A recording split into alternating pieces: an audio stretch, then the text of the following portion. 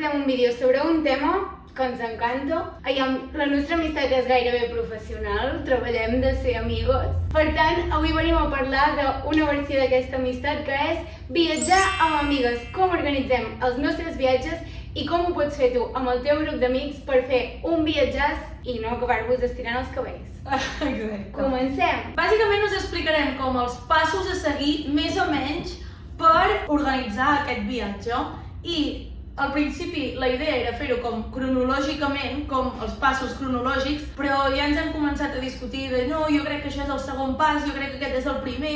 Per tant, preneu-vos els passos com us sembli a vosaltres i nosaltres explicarem els passos. El que us encaixi més per al vostre viatge. Exacte. Bàsicament, però són passos que tots s'han de fer abans de marxar perquè el viatge surti bé. Exacte. O sigui, cada pas influeix a els altres. Per començar, jo el primer que diria seria el pressupost, perquè aquest serà bàsicament el que influenciarà molt a tots els altres. Decidiu el pressupost, no us excediu moltíssim, o sigui, no us flipeu perquè després acabareu discutint o fareu un viatge i no podreu gaudir-lo com voleu. Aneu a un lloc que tots us podeu permetre, Sobretot. Important. i teniu en compte la vida que es porta en el lloc on anireu, els diners, perquè el vol us pot sortir molt barat, però allà que la vida sigui supercara, o al revés, i comenceu per aquí. Jo del tema de pressupost una cosa que parlaria és tant què ens volem gastar abans, és a dir, amb el vol, hotel, vehicle, etc. i què ens volem gastar allà, és a dir, quin estil de vida volem portar allà, si volem cuinar i tenir un apartament, si volem anar a menjar fora cada dia, això és algo important que quedi parlat. Vale, el segon pas, o el pas que us doni la gana, és quin tipus de viatge volem anar a fer. Per exemple, volem anar a fer un viatge d'anar-nos recorrent una zona i anar dormint cada dia a un lloc diferent? Volem tenir com una centraleta, tipus allà on dormirem cada dia i a partir d'aquí anar visitant arreu? Volem improvisar? Clar, un viatge més de festa, un viatge més de platja, un viatge més de cultura. Nosaltres, l'últim viatge que vam fer amb més amigues, que no va ser Tailàndia, crec que va ser el de Mallorca, teníem un objectiu que va ser com el que va fer que decidíssim quin tipus de viatge volíem, que era una festa en concret, que volíem, 100% sabíem que volíem anar al Rou. I a partir d'aquí vam decidir quin tipus de viatge volíem. I després, un cop has triat el tipus de viatge i el pressupost, és l'hora de triar a on vols anar. Que, per exemple, això jo el que us recomano és que no us tanqueu a una opció, sinó que mireu. Per exemple, a mi m'agradaria anar a Grècia i de cop ho mireu i els vols són ben cars perquè heu anat tard, no us heu espavilat. Doncs que hi hagi la possibilitat de mirar per la zona, illes similars, llocs similars, o potser mires just aquell dia, trobes una oferta a l'aplicació dels vols que és ben barat. Tu tenies molt en ment que volies anar-hi amb avió, però de cop i volta et surt una opció de ferri o fer més d'una combinació, pots anar d'un lloc i després d'aquest lloc anar a l'altre.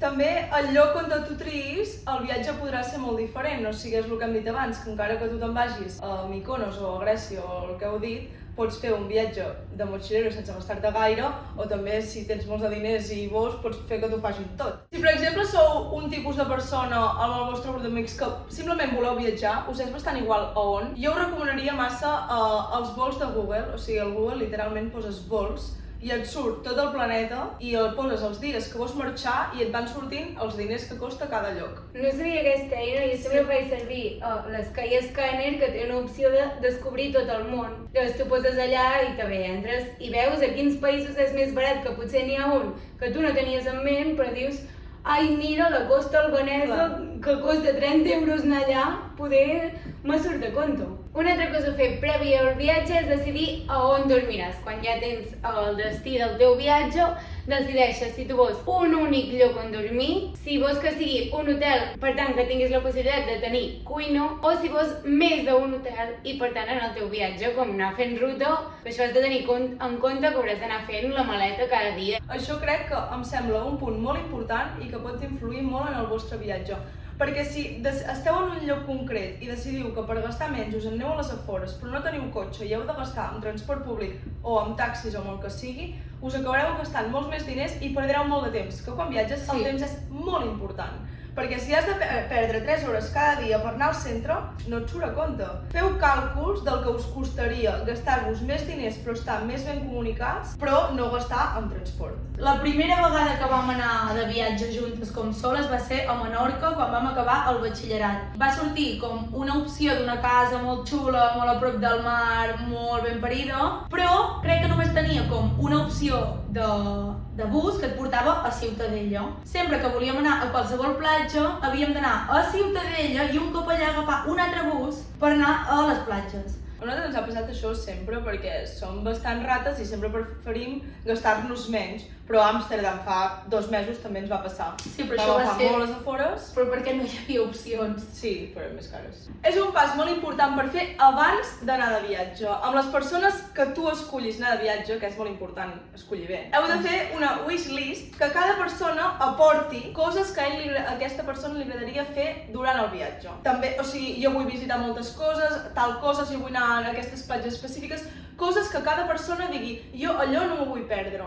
Així organitzarem el viatge en base a les preferències de cada persona i ningú, quan torni del viatge, sentirà que és que no hem fet gens de les coses que volia. I també és una cosa que ajuda molt a organitzar el viatge, perquè si, per exemple, veiem que en aquest destí que hem escollit la majoria de persones volen anar a una altra punta de la illa o del país o del que sigui, t'encararàs més a anar, jo què sé, si està a les afores, doncs a les afores i no tant a la ciutat, perquè a la ciutat només hi ha una de les coses que voleu fer. I hi ha una altra cosa sobre la localització, és que penso que és massa important, o sigui, jo com a qualsevol lloc, i sigui el tipus de viatge que sigui, a no ser que vols que sempre baixis al bufet de l'hotel a menjar, jo recomano tenir un apartament perquè mai saps què et pot passar en un viatge. Estàs molt cansat i l'únic que et ve de gust és un bol de gazpacho amb, no sé, unes torradetes amb formatge. És molt millor comprar-t'ho al supermercat, estar de tranquil a casa teva. Jo valoro molt poder esmorzar a la casa on estem.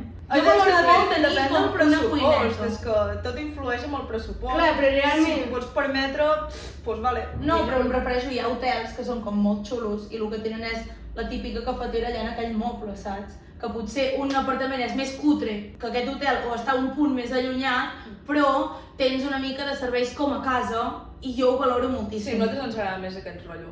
Jo també volia dir una cosa que en un viatge sento que te'l fa molt més còmode, que això també és, evidentment, un capritxo.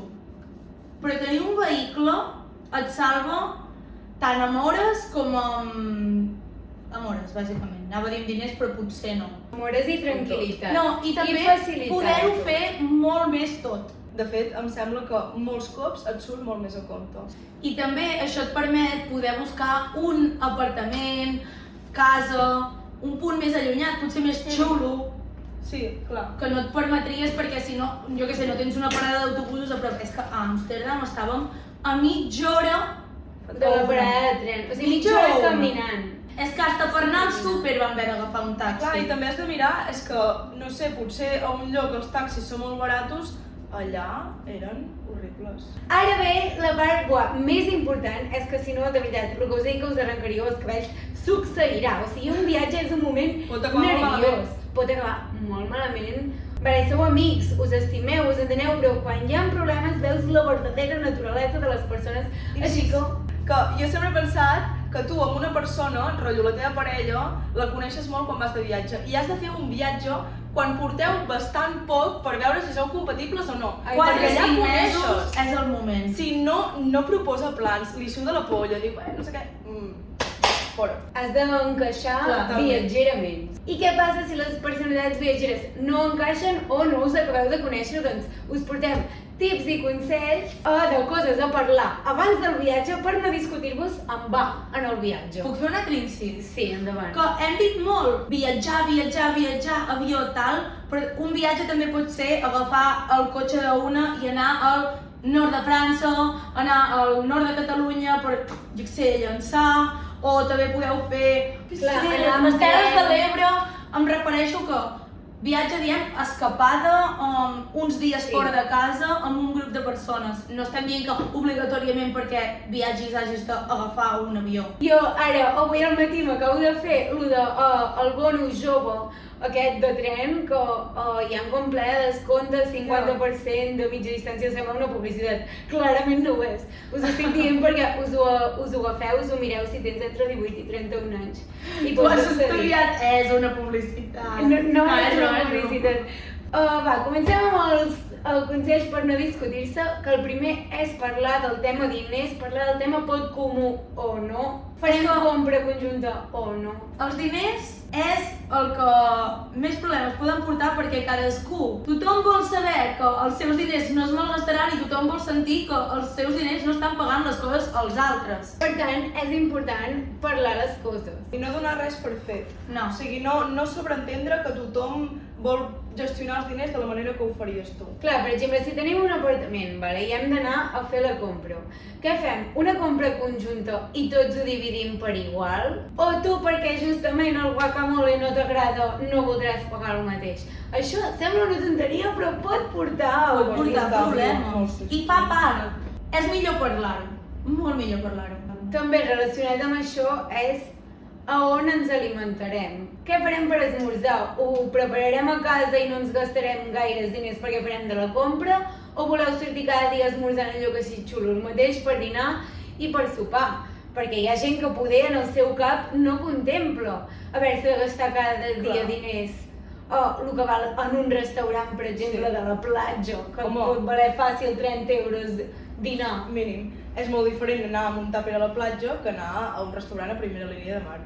Parlar. I en general, tots, saps? Els plans que voleu fer impliquen gastar-se diners. Els volem fer tots. Passa alguna cosa, si per exemple, no sé, una cosa així com ben estrafolària, rotllo, anar amb moto d'aigua, vale? Potser és car, i potser hi ha algú que no li ve de gust fer-ho. Potser a aquella persona no li importa que tots ho facin i que ella es queda a la platja llegint el seu llibre tan tranquil. O potser sí que li molesta perquè és una activitat que si es pogués permetre faria. Doncs és una cosa important a parlar perquè tothom es senti còmode en el viatge. Vale, i un altre consell, aquest personalment és una cosa que em molesta perquè jo considero que soc una persona que es prepara molt bé la maleta i que penso com molt totes les coses que necessito i necessitaré i voldré tenir, com per exemple molt específicament de coses dels meus productes de la neteja, de la skincare, clar, coses tipus personals, saps, diguéssim. A mi em fa molt de ràbia arribar en un viatge i que la gent comenci en plan, què hi té? Crema de sol. Collons, estem anant de vacances a la platja, igual no després de crema de sol, doncs te'n vas a comprar una. Que això també penso que és una cosa important a parlar abans. Si anem de vacances a qualsevol apartament, podem parlar les coses, dir, nenes, què feu? Us porteu cada un els vostres sabors? Voleu que un cop allà comprem uns sabons per totes, tots els dies? O el mateix amb una crema de sol. Compartim crema de sol que és ben cara, així ja no l'hem de portar i en comprem una i ho repartim. Però és important parlar-ho perquè no hi hagin aquests nervis de qui em deixa això i després jo que solo sé la que ho ha portat tot, en plan, al final m'acabo ratllant, saps, en aquest sentit. Tinc una altra cosa a dir sobre els diners, perquè és que penso que és de fet el més important per qualsevol persona. I és quan es passaran comptes. També és una cosa que penso s'ha de parlar. Es passaran comptes cada dia? Es passaran comptes quan acabi el viatge? Es farà un pot comú i al final es veurà què ha passat? Esperar en comptes al cap de mig any, perquè això ho parlem, no? O sigui, a vegades fas un viatge i en plan, vale, anem pagant coses, però tio, passes comptes al cap de mig any. Bueno, no sé, jo crec que el millor és passar comptes quan has acabat el viatge. Ho recorrem al Tricount. Hack de la nostra millor aplicació, que és que salva vides i en general jo recomano tenir-la en qualsevol tipus de relació que tingueu per controlar, anar fent i veure, tipus, tu has pagat això, vale, doncs jo he pagat això. Exacte.